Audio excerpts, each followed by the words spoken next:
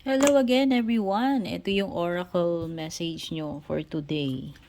Oracle card, oracle message nyo for today. So ito ay para sa lahat. Kahit na anong zodiac sign ninyo at kahit kailan nyo po ito mapanood. This is also a timeless reading. Kung hindi pa po kayo nakakasubaybay sa ating YouTube and Facebook, please don't forget to like, share, follow, and subscribe. Regarding personal reading services, mag-PM lang po kayo sa aking Facebook page kung interesado kayo mag-avail ng reading services. O pili tayo ng isa para sa iyong oracle message. Your hard work is paying off. New moon in Capricorn. Isa lang ang ibig sabihin nito. Mare-reward ka na doon sa mga efforts na ginawa mo. Kaya kung ikaw ay nag-work hard, nagpakasipag, nag-effort ng nag-effort, no? Ibig sabihin, unti-unti mo nang aanihin itong rewards ng iyong kasipagan, no?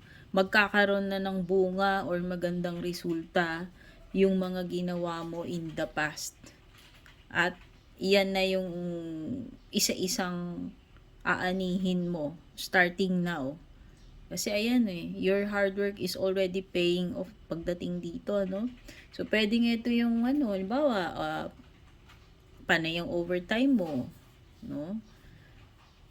Marami kang na-accomplish, tapos yung mga rewards nung mga pinagtrabahuan mo na yan, pinag-overtimean mo, pinag-effortan mo, yun yung mga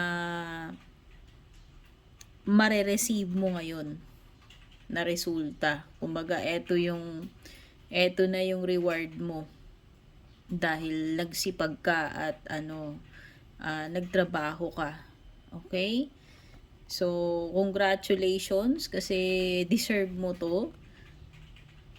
Syempre, pinagtrabahuan mo yan, pinagsipagan mo yan, pinag-effortan mo yan, kaya deserve mo ma-receive kung ano man yung mga reward na matatanggap mo dahil dito sa mga pinaghirapan mo. Congratulations!